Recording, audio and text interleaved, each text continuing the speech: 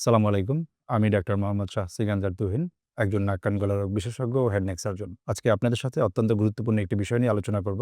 আর সেটি হচ্ছে সাম্প্রতিক সময়ে বাংলাদেশে হাম বা মিজেলসের আউটব্রেক। হাম ভাইরাসজনিত একটি অত্যন্ত সংক্রামক রোগ, যা মিজেলস ভাইরাস দিয়ে হয়ে থাকে। অন্যান্য সকল ভাইরাস রোগের মতোই এটার একটা নির্দিষ্ট ইনকিউবেশন পিরিয়ড রয়েছে, তা হচ্ছে 10 থেকে 14 দিন, কখনো, কখনো 21 দিন হতে পারে। এই ইনকিউবেশন পিরিয়ডে আক্রান্ত রোগীর শরীরে কোনো লক্ষণ থাকবে না, কিন্তু সে অন্যদেরকে সংক্রমিত করতে পারে। এখন আমরা জানব হামের লক্ষণসমূহ।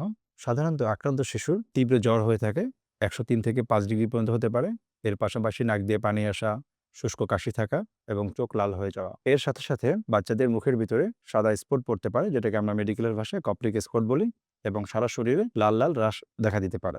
সাধারণ লক্ষণের পাশাপাশি হামে কিছু জটিলতা হতে পারে, যার মধ্যে অত্যন্ত কমন হচ্ছে নিউমোনিয়া, মস্তিষ্কের প্রদাহ বা এনকেফালাইটিস, অপুষ্টি এবং অনিয়ন্ত্রিত ডায়রিয়া। এখন আমরা হামের প্রতিকার সমূহ সম্পর্কে জানব। হাম আক্রান্ত শিশুকে আইসোলেশন বা আলাদা করে রাখতে হবে, যাতে অন্য শিশুরা সংক্রমিত না হতে পারে। হামে আক্রান্ত শিশুর স্বাভাবিক খাবারের পাশাপাশি পর্যাপ্ত পানীয়র ব্যবস্থা করতে হবে। যেসব বাচ্চারা বুকের দুধ পান করে, তাদের বুকের দুধ পান স্বাভাবিক রাখতে হবে এবং বাচ্চাদেরকে পর্যাপ্ত ভিটামিন এ জাতীয় খাবার দিতে হবে, যেমন গাজর, মিষ্টি কুমড়া, পাকা পেঁপে, সবুজ শাকসবজি। যদি জ্বর থাকে সেক্ষেত্রে আমরা প্যারাসিটামল দিতে পারি।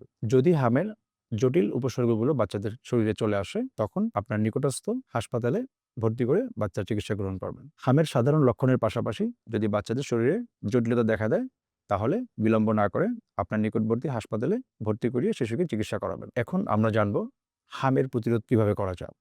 হাম প্রতিরোধের জন্য ব্যক্তিগত স্বাস্থ্য সুরক্ষার মধ্যে যখন আমরা হামে আক্রান্ত শিশুকে চিকিৎসা দিব বা কিংবা পরিচর্যা করব, তখন মাস্ক ব্যবহার করব এবং বাচ্চার পরিচর্যা শেষে সাবান ও পানি দিয়ে হাত ধুয়ে ফেলব। হাম প্রতিরোধের ক্ষেত্রে সর্বাপেক্ষা কার্যকরী উপায় হচ্ছে ভ্যাকসিনেশন। সারা পৃথিবীতে হাম প্রতিরোধ করার জন্য এমআর বা এমএমআর ভ্যাকসিন ব্যবহার করা হয়, যেটি 97 থেকে 98% পর্যন্ত হাম প্রতিরোধ করতে পারে।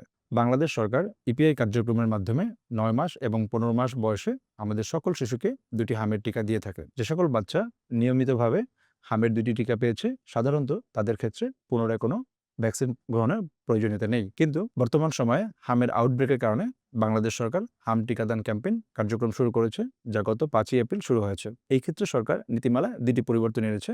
একটি হচ্ছে বাচ্চাদের বয়স কমিয়ে নিয়ে আসছে, যা পূর্বে ছিল 9 মাস, সেটি এখন 6 মাস থেকে শুরু করে 5 বছর বয়সী সকল শিশু দিতে পারবে। আর যারা আগের 2টি টিকা নিয়মিত পেয়েছে, তারাও একটি বুস্টার ডোজ গ্রহণ করতে পারবে। সেই ক্ষেত্রে উল্লেখ থাকে যে বাচ্চার পূর্বের ভ্যাকসিনটি যেন অবশ্যই 28 দিন আগে হয়ে থাকে। হাম প্রতিরোধের জন্য আমরা নিয়ম মেনে আমাদের বাচ্চাদেরকে টিকা দিব। এখন আমরা জানব টিকার কিছু পার্শ্ব প্রতিক্রিয়া সম্পর্কে। সাধারণত অন্যান্য যে কোনো ভ্যাকসিনের মতোই হামের টিকা দিলে একটু হালকা জ্বর আসতে পারে, টিকাদানের জায়গায় চুলকানো কিংবা একটু ফুসকুড়ি দেখা দিতে পারে, অথবা হালকা র্যাশ দেখা দিতে পারে, যা স্বাভাবিকভাবেই চলে যায়। মনে রাখতে হবে, ভ্যাকসিনের ঝুঁকি রোগের ঝুঁকির চাইতে অনেক কম। আসুন আমরা সবাই নিয়ম মেনে ভ্যাকসিন প্রদান করে আমাদের বাচ্চাদেরকে হামের ঝুঁকি থেকে রক্ষা করে আমাদের বাচ্চারা সুস্থ থাকুক। সবাইকে ধন্যবাদ।